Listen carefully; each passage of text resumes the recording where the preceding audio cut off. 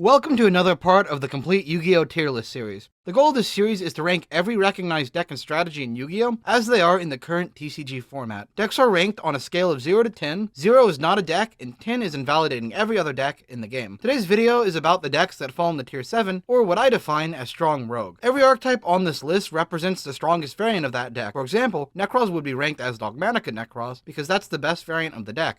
However, Dogmatica on the list would be ranked as something closer to a Dogmatica Eldritch Adventure type pile. If you like this series, don't forget to like the video and subscribe. It helps these videos get more traction, which makes it easier to gather research. Also on my website, there is a copy of this tier list in full for you to look at, as well as a text document listing every deck covered. Strong Rogue are rogue decks with a higher number of tops or previous meta decks that are falling out of the top spots. A majority of these decks has semi-recent tournament results. Also, every list for this video will be linked in the description. I'll let those players explain their ratios to you if you want to go more in depth on a specific deck. Also, sorry for my name pronunciations. I'm trying, but I'm definitely not perfect. Let's get started. First off, we have to mention a victim of the ban list. It's Prank Kids. This deck was originally planned to be higher on the list, but since its main starter Link 1 got banned, the deck has definitely fallen out of favor in the metagame. The deck has returned to its original state as just being an okay rogue deck. As such, it's falling into the top of Tier 6, and it's pending a reevaluation depending on results. Either to be lower or higher. We'll wait and see. Prank Kids are all about summoning themselves when they're used for a Link or Fusion summon of a Prank Kid monster. Their end goal is to set up their deck's built-in board wipes on the opponent's turn, specifically the deck's Fusion monster and Link 4.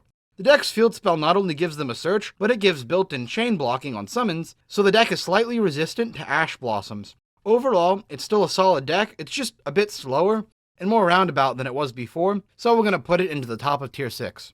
Our first Tier 7 deck is Cyber Dragons. Cyber Dragons are an anime machine OTK and combo deck. They revolve around being able to OTK with just about any hand. The deck makes the best use of machine duplication out of any deck. The deck's two main normal summons search out the rest of the deck, and the rest of the monsters can easily special summon themselves out.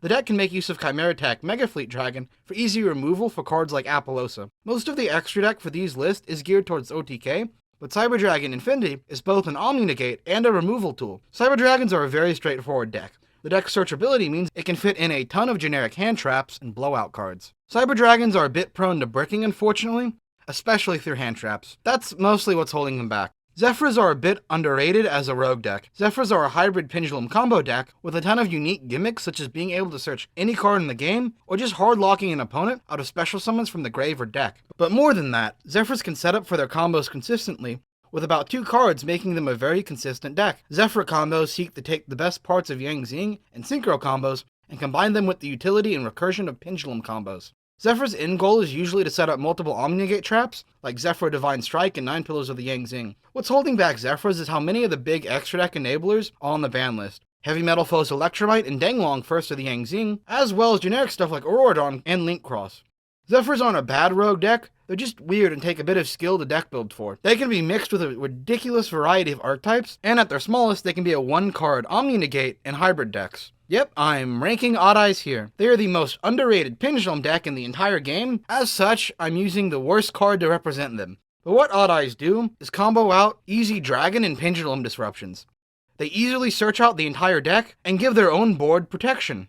The deck's searchability is where its strength comes from. You have Odd Eyes Revolution Dragon for an easy search one from deck, you have Spiral Flame Strike, that's also a search one, the Field Spell searches one, and you have Summoner's Art. The deck has a built-in Synchron for Synchron plays. The deck can also hard make Odd Eyes Vortex Dragon for an Omni Negate, and Odd Eyes Persona Dragon is just an effect negate. If all that's so good, then what keeps down Odd Eyes? Well, a well-timed hand trap can do a lot to minimize this deck's inboard. The pendulum mechanic makes the deck super investment heavy on cards in hand to get play started. And lastly, Odd Eyes just aren't popular, which is weird with how often this deck gets support. Well, I mean, most of its support is Performance House support, and that mess of cards which we'll get to later. Ugh. Unchained are a Destruction Synergy Fiend deck. Most of the deck's main deck monsters have the effect that when they're destroyed, they can special summon out an Unchained monster from the deck. The deck's big Link monsters either give some extra destruction triggers, or lets us Link summon with our opponent's monsters as a form of disruption. This is extremely powerful, even if it locks you into summoning dark monsters. Remember, the Nightmare monsters are dark, as are all the Topologic cards. The Unchained deck is optimized around these 2 types of effects. Self-destruction for setup and value, and the Link monsters for disruption. As this deck activates most of its key effects from hand and graveyard, this deck can play around a lot of field negations, as well as make use of Psy-Frame Gear Gamma. Here's a bit of an older top for the deck, but this list is still mostly up to date with the ban list. This is by Manuel S. For an Austria WCQ Regional, it made top 8. This list is hard running the Destiny Hero Phoenix Enforcer package to synergize with the destruction effects of Unchained. This deck's biggest issue is vulnerability to hand traps. It's not awful at dealing with them, but it's not great either. Grand Maju OTK is a deck revolving around the old card Grand Maju de Aiza, who gains 400 attack points for every banish card. This deck takes advantage of two big things. One, it's how easy it is to banish a lot of cards with newer support, like Pot of Desires and Eater of Millions, how some decks can struggle to respond to a normal summon swing in the face, especially through a Kaiju or a Forbidden Droplets. Remember, a lot of the cards in this deck do banish as cost. This deck gets a bit less consistent with Pot of Desires being hit the 2, but the deck is still running at full force. The real problem with the deck right now is it's kind of unfavorable in the current meta. Branded can handle Maju very easily, as can a lot of decks. There's not really a spicy tech right now that plays around the meta, but with this deck's fanbase, I wouldn't be surprised if in a format or two, this deck starts popping up again. Now it's time for my hottest take in this tier list series. I'm putting 6 Samurai and Strong Rogue. It's the classic monster spam wombo combo deck, just now with a link monster that can search Gateway of the 6 Samurai. This deck has so many extenders it's insane. Kizan and Grandmaster are free special summons. 6 Samurai United and Shin's Dojo threaten free draws and summons from the deck respectively. Isolde is crazy for being a generic extender, or a method to get to Naturia Beast. Azura and Shinai are a really stupid summon loop. By the way, Gateway is still an infinite if it can't be dealt with, but being dealt with is this deck's central problem. The deck does not have a good time with Nibiru. It can handle Ash Blossoms and Inperm well enough, but Nibiru is just a bit much. Nibiru's release corresponds directly with a decrease in the amount of tops of 6 Samurai. Here's my list for 6 Samurai. It's obviously going to be maxing out on anti-hand trap cards, but this deck is still super powerful. Consistency for all 6 Samurai decks is an issue, but a tight 40 card list can avoid most of that. Endymion and Mythical Beast are two pendulum decks that revolve around spell counters and are most often played together. The decks revolve around using spell counters for effects. Mythical Beast use spell counters for negates, and Endymion use spell counters for free summons. Outside of having the card with the most amount of text in the game, this deck is notable for being able to pull monsters easily out of the deck just for activating spell cards. Despite this deck's powerful multiple negate inboards, this deck is hurt by the heavy initial cost of the pendulum mechanic, as well as having its best card, Servant of Endymion Limited. Honestly, I think this deck is better than the other Spellcaster Pendulum decks, but I might just be a bit biased from Master Duel, where Servant is at 3. Dragon Maid are a mixed bag for competitive play. On one hand, they're able to make multiple negate inboards and have a very strong grind game. On the other hand, Dragon Maids aren't great at playing through disruptions. The deck has a lot of swarming power. In fact, because of that, this deck has use in Dragon Link decks as an engine. But what Dragon Maids do is use their big dragons to extend into little dragons to get consistent value. Then, the deck wants to make multiples of its big fusion, Dragon Maid Shio. This is both an Omni Negate and excellent recursion. Dragon Maid have a lot of outside decks they can run, even if they are considered to be better pure. Branded, Chaos, and Dragon Link are some examples. My leading theory as to why this deck isn't topping is that people who play it are too busy getting, lost in the art, let's say. Lost in the sauce, let's say. Look people, you're still a furry if you're into dragons. True Draco is a tribute-based control deck with the gimmick of being able to tribute spells and traps. True Draco is notable for 3 things. Its back row, triggering destruction effects when they're sent to grave, the large amount of value the deck's monsters and spells can incur, and lastly, how many skill drain type effects the deck gets to run. Think Monarchs, but more modern. True Draco going first can blow out most opponents if they don't see a good amount of removal. Unfortunately though, True Draco have a lot of cards on the ban list. The field spell is limited. Dynamite Knight is semi-limited, and Masterpiece is of course banned. And Card of Demise at 1 hurts this deck. All these take away from the deck's potential top end and consistency, leaving this deck a bit behind in terms of the metagame, but I would not count out the deck at all. Trap Tricks are a link spam trap hole control deck that have slowly been modernized throughout the years into a fairly competent, albeit go first deck. What this deck does is normal summon a level 4 for a trap search, then make a link 1 for more value. Then, depending on the extenders in hand, the deck can then make a link 2, or its variety of rank 4 monsters. At the end of its turn, the deck will have several ways to trap hole the opponent. Of course, this deck really needs to go first, but it has some of the highest power output of any trap deck. A little bit of knowledge of what an opponent is playing or what's in the meta can go a long way, as this deck can specifically search out trap hole cards to counter it. Trap Tricks themselves work with a lot of decks. Anything from Dogmatica to Eldritch to generic rank 4 spam. Here's a top 4 regional list from Ola O for an Island WCQ regional. He was combining a Trap Tricks engine with an Amazement engine by just taking the best 2 cards from Amazement, putting them into a deck. That's incredibly based. Also, he put in a very small Dogmatica engine. Altergeist are a trap, control, and value deck. The central gimmick is that they have a card Multi-Faker, who, when a trap card resolves, he can summon himself and another Altergeist card from the deck for disruption. Also, the deck's main traps get value, give protection, and have disruptions. This makes for a strong core to a deck, even if trap decks themselves can be a bit wonky to pilot. The big question you have to ask yourself when building a trap control deck is what spicy text do you get to run? For Altergeist, I've seen answers ranging from Anti-Spell Fragrance to Mystic Mind, such as this list from Felix Kindly, who made a top 32 at German Nationals. I had a few topping lists to choose from, but I chose this one because I'm biased for Waking the Dragon. Also, Mystic Mind gives so much pressure to control decks, it's insane. The biggest problem with Altergeist is that they're A, a trap deck, and B, their main monsters can be a bit slow. Lunalights are a fusion OTK combo deck. What Lunalights do is send cards to the graveyard for either searches or extra special summoning. Then Lunalights also have a full extra deck of fusion monsters for an easy OTK. What's keeping Lunalights up to date is the Tri-Brigade engine. Right now, the deck is just a mess of spamming Link summons. The deck does funny plays like make the Raid Raptor XYZ and Link, and then use it to search a rank up magic to make Cyber Dragon Infinity. Unfortunately, as Tiger is limited, the deck's ability to consistently extend plays is, well, a bit limited. We do have a more recent top for this deck that was played more as a Link and XYZ spam variant. Unfortunately, this list is out of date as it ran Verte, but it's still a solid place to start if you're interested in building the deck. This list right here is a more standard list for Lunalights. It's very straightforward in its goals, but it is very consistent. Burning Abyss are most common as a small engine in Phantom Knight decks, but this deck is still quite valid on its own, with a few tops here and there. What the deck aims to do on its own is use powerful trap cards the deck synergizes with to blow out the opponent, such as Needle Sealing, Torrential Tribute, and Fiend Griefing. All of this while doing classic BA combos with Dante and Beatrice for disruption. Of course, this deck still has the classic weaknesses of BA, as well as the weaknesses of a trap deck, but a good or lucky player can take this deck extremely far in a tournament setting. Here's a top 8 list from Justin Truong, who made top 8 at a WCQ regional. We can see him making use of Backjack for extra traps. We can also see the Topologic Trisbane in the extra deck for access to a field wipe, even without Torrential Tribute or Needle Sealing. Overall, this is a pretty good representation of how modern BA builds tend to work. Subterrors are a flip control deck revolving around powerful reusable effects that control the board state. The 2 main monsters in this deck are Subterror Guru, who's a quick effect Book of Moon, and Subterror Fiendess, who's an easily searchable in-archetype Omni-Negate hand trap. This immediately gives the deck a disruption core that can shut off a lot of strong decks. Luckily, this deck's field spell, the Hidden City, sets up the entire deck by getting a monster search and a free flip. You see, the Hidden City searches Guru, who when he's flipped can search anything. A cool feature of Subterrors is that you technically don't need to summon anything on your first turn. This means the deck plays nice with cards like Red Eyes Fusion and Destiny Hero Phoenix Enforcer. I've also seen competitive lists running Dogmatica, Buster Blader, and even Numeron. Here's a list by Zabo Tomas, who took first place in the Hungary National Championships. His list is combining Subterrors with a Red Eyes engine and a lot of trap cards.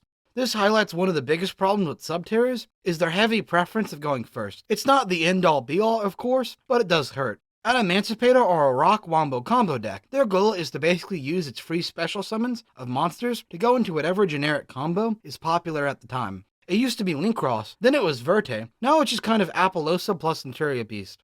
Outside of the core Adamantipator engine's free special summons, Adamanticipators can make use of generic rock support like Doki Doki and Gallant Granite, who can either search a combo extender or a Nibiru. Most importantly to an Adamantipator deck is the Kwaki Meru core. These cards give the deck the ability to play around hand traps. A lucky turn or a good hand will let the deck play around Nibiru. What's holding back Adamanticipators is fragility. A correctly timed Ash Blossom or Nibiru can hard limit the deck's ability to play. Also, with cards like Dark Ruler No More and Forbidden Droplets in the game, fragile monster spam wombo combo decks are less and less popular. I don't have a top list post the ban list because, as mentioned, this deck is a cancer that just sucks the life out of whatever new meta is abusable. But give it a month or so and this deck will top again. If you still want a deck list, you can have my Chronomaly Adamantipator deck profile. It's close enough, right?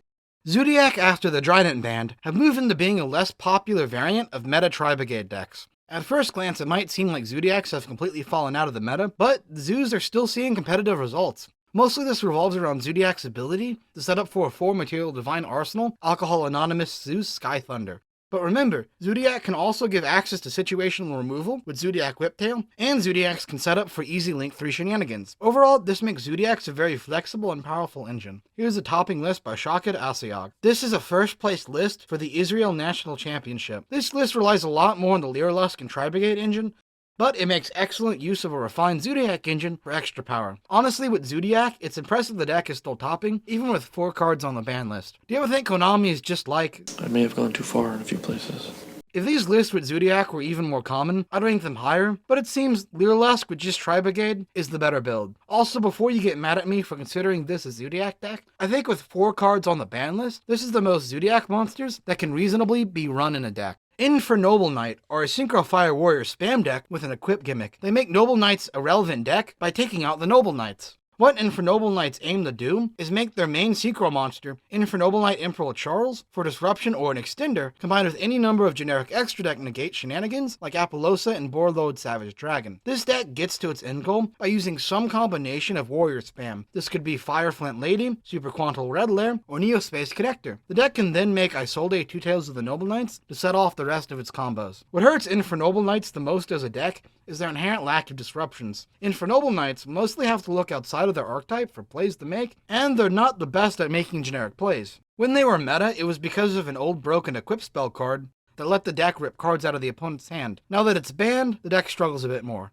Here's a list for Infernoble Knights. This list is by Fernando Morales Mamani, and this deck got first place at the Bolivia National Championship. This list is absolutely insane. It really makes me want to go play in a South American Regionals, because throughout this series, I have seen the most insane things top over there. My favorite part about this list is the 3 exchange he runs. When you think about it, exchange is 100% always better for you than your opponent, especially in a rogue deck like Infernoble Knights. You can either rip a combo piece or blow it from the opponent's hand, while setting all the important cards you would need for your deck. It's genius. Raid Raptor are a Dark Wing Beast XYZ spam deck that steals a lot of support from other archetypes, with random dark type monsters. What Raid Raptors want to do is use their own unique monsters to flood the board, and keep doing it after every XYZ summon.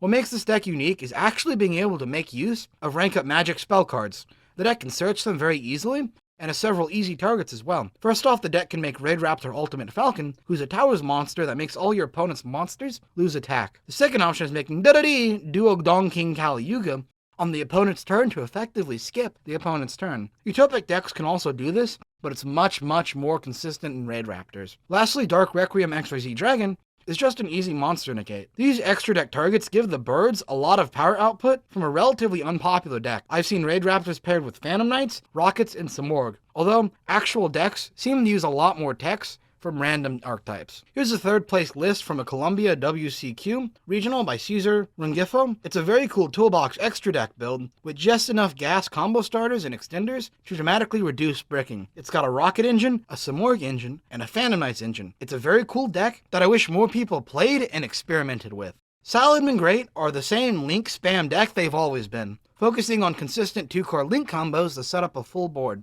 What's more, the deck comes packed with a lot of extenders and searchers. It's got 2 ways to search out its main cards with Signet Mining and Salamangreat Circle. Also, the Salamangreat Link 1 searches an extender. Typically, the big play for Salamangreats is using Decode Talk or Heat Soul for free draws, also while having access to generic Cyverse plays. But Salamangreats can also make Apollosa and the arrival Cyverse Attic Nister. Salamangreats get easy access to OTKs thanks to Update Jammer and Access Code Talker. What's more notable about Salamangreats is that because of how searchable the engine is, the deck can run a lot of blowout cards and hand traps. The smallest number I've seen in tournament results is 12, but the usual is around 15. Also, Flame Buffalo is a very clean draw too, if it can be seen in hand. Here's a Heat Leo list from Atua's G from the top 4 of a Denmark National Championship. It's a very average list for Salamangreat, just with optimal choices for hand traps and a super right, no-nonsense engine. This is a really good list. Notice the extender of Parallel Exceed. Probably the biggest weakness of Salamangreats is hand traps. A good opponent can make the deck hurt a lot. Although, the deck does have ways to play around hand traps. More so, the biggest issues with Salamangreats would be lackluster inboards. Not bad, but just not super game ending.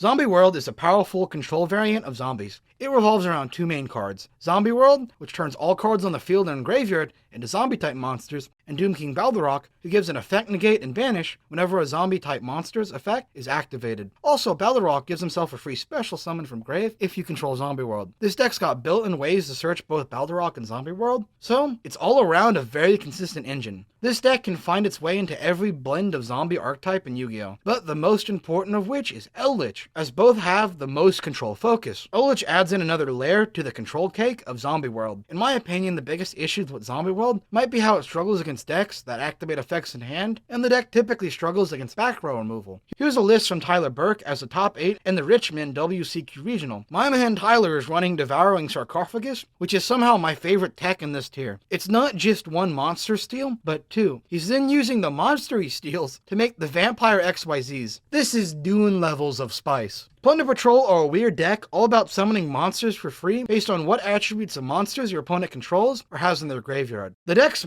main deck consists of level 4 water monsters that mostly special summon themselves to get some sort of value later. This core allows for easy field swarming and access to Bahamut Shark and some more grindy games. The deck's extra deck Synchro and XYZ monsters are both removal and searching. The deck's Fusion Light monster is a monster negate. The deck's 2x extra deck monsters are light and dark, making them very flexible into the current meta. Typically, this deck is paired with the Adventure engine, as the deck's main monsters can all special summon themselves. The main engine of Plunder is very small, letting the deck run a lot of hand traps. Here's a second place list by Cody Michaela for an Indiana WCQ Regional. This is arguably a perfect list for the deck, but in any case, it's got a great handle on the ratios. Beat Trooper and Battle Wasp are two decks that have merged strategies. Originally, this deck was going to be higher on the list, but since every topping list ran Verte and Phoenix Enforcer, I've moved the deck a bit lower for now. What Beat Trooper aims to do is use the easy value of insect links and monster spam to make a full board of links and generic insect disruptions. Typically, this means making Appaloosa and number 3 Cicada King for generic disruptions, but for the unique insect disruptions, there's some cool stuff. Beat Trooper Sting Lancer is a better DD Crow hand trap. The deck has synergy with Retaliating Sea hand trap, as it is an insect.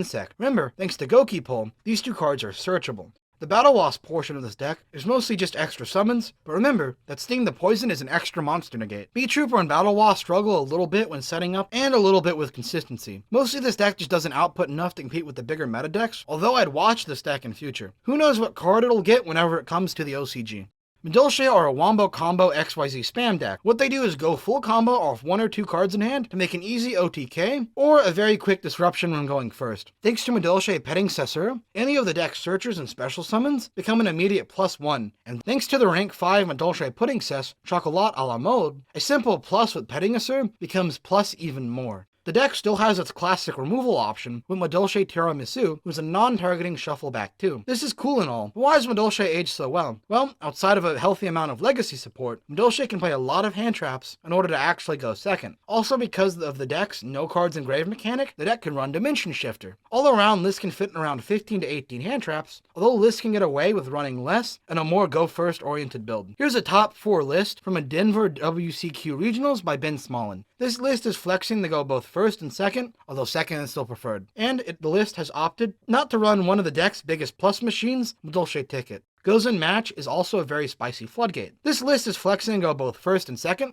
Dinos have been played in a variety of playstyles over the years. Currently the deck is mostly played as a Wombo Combo deck. The goal of Dinosaurs is to use a few starters to set up for big negate boards with monsters such as Ultimate Conductor Tyranno, who's a quick effect Book of Moon and an OTK machine, Evolsor Darkia, who's a monster negate, and Evolsor Logia that is a summon and spell and trap negate. Here are 2 of the deck's biggest combos right now. The classic combo is to use Lost World and some Destruction Outlet to destroy Babyosaurus and Petriod and Petite Pterodon from deck or hand. The newer combo uses Scraps for both an extra Destruction Outlet and for easy link fodder. I should also mention the card Miscellaneous Source, which is both a combo extender, and he can turn off hand traps and disruptions. He is limited, but he's also searchable, so it's still pretty abusable. Here's a topping list for Dinos. This was by Tristan Hernandez for a top 8 WCQ Regionals. This list was based around trying to FTK the opponent. This was done by giving the opponent control of your Bish Balkan, and then popping it with Chronomaly Machu Mech. If the success of this concept does not show you just how flexible and powerful Dinos are, then I don't know what will.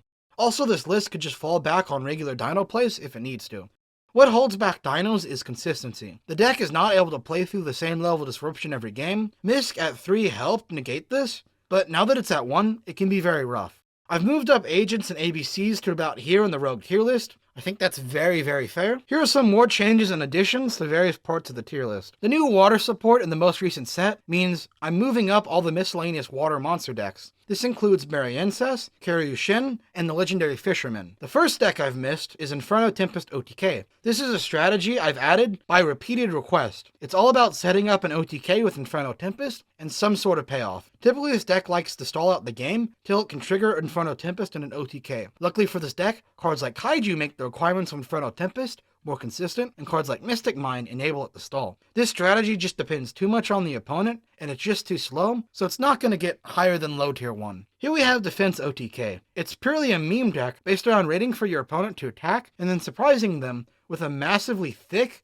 defensive monster and OTKing like that. This strategy not only depends on you not bricking, but it also depends on our opponent not having removal or negates to stop the effect. If the opponent doesn't swing into your monster, you cannot win the game. It's more consistent and powerful than it should be, but it's not good as your opponent can't know what you're playing. The deck falls in the low tier 1. Performer Pals are a weird deck to rate just because there are 108 of them. None of them are usually good on their own as a deck, and a lot of the decks I've seen with them as something more than a tech are bad anime garbage. In small doses, they're great support for pendulums, but in large amounts, they're just bad. The middle of casual seems like a good place for them. If anyone wants to give me something more with them, feel free to drop by the Discord and explain all 108 cards of the archetype and deck. I think it would be very funny. That's it for today. One more video until I'm finally free! Unless some massive new set releases before I can get to the last video, but like that's ever gonna happen. Next video will be the last part of the tier list. It's a straight shot to the finish now. See you next time.